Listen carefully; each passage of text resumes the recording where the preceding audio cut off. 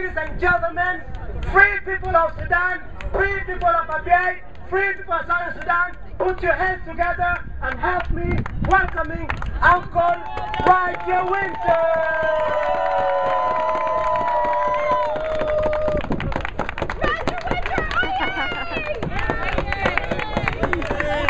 Oh, can you hear me? Yes. Okay. So, why am I here today? Because I am with you. And what we need is to have him with you. That's the problem. Now, in reality, the problem on Abyei started before. Let us be fair. Okay? We have a failure in some ways on Abyei of two American administrations. Yes, the administration I was in, the Bush administration, when we did the Abyei protocol, I worked on the Abyei protocol. Okay? We know that something very positive was achieved by helping, not just helping, by requiring that there be an Abyei protocol. And I can tell you, from sitting in the hotel the night before the American team presented the Abyei protocol, we were sitting in the Norfolk Hotel in Nairobi, going through the last wording of the Abyei protocol. And at the time, the protocol draft said that the Abyei protocol would be, the Abyei referendum would be 6 months after the referendum on the South.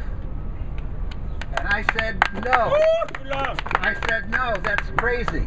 Because if the South votes for separation, which of course everybody there knew was going to happen, that would mean that Abyei would have to move from, based on, if the people of Abyei voted for separation, would have to move from one sovereign country to another sovereign country.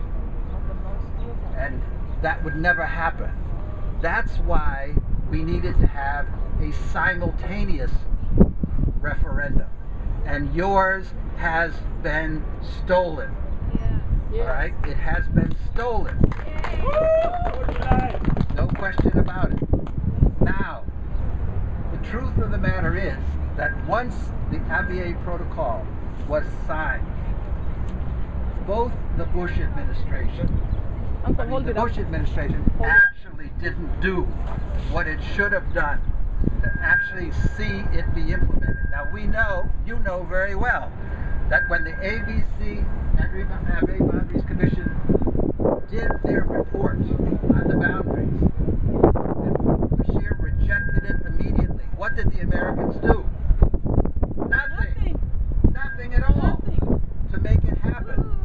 What happened was that from day one, the administration did not require the implementation of that protocol. Now, you get to May 2008, what happens? Nothing happened for not implementing the protocol. What happens when Abyei is burned to the ground? Nothing.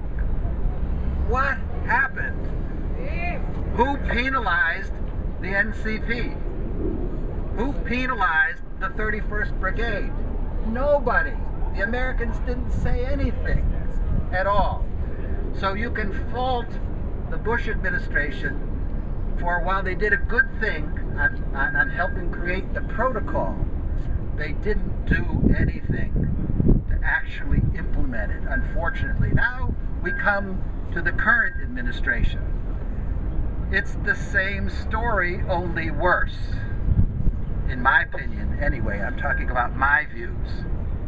What has been happening is beyond justifying, beyond any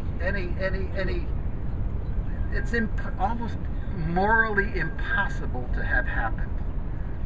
The way President Obama's envoy has dealt with the issues of Abyei, the Americans have effectively almost sold the people of Abyei downriver.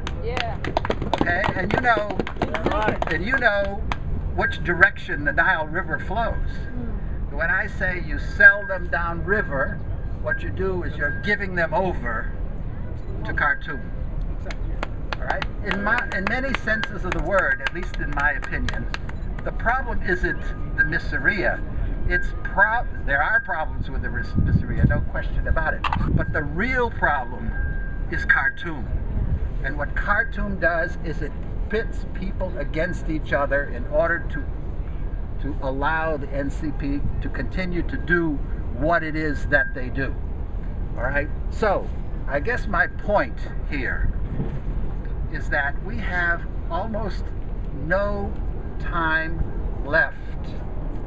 All right? No time left. We didn't have a simultaneous referendum.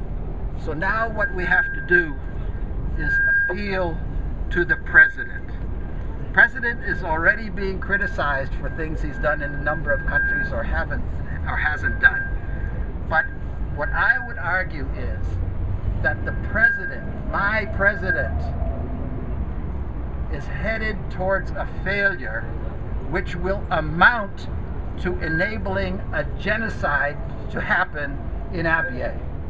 All right?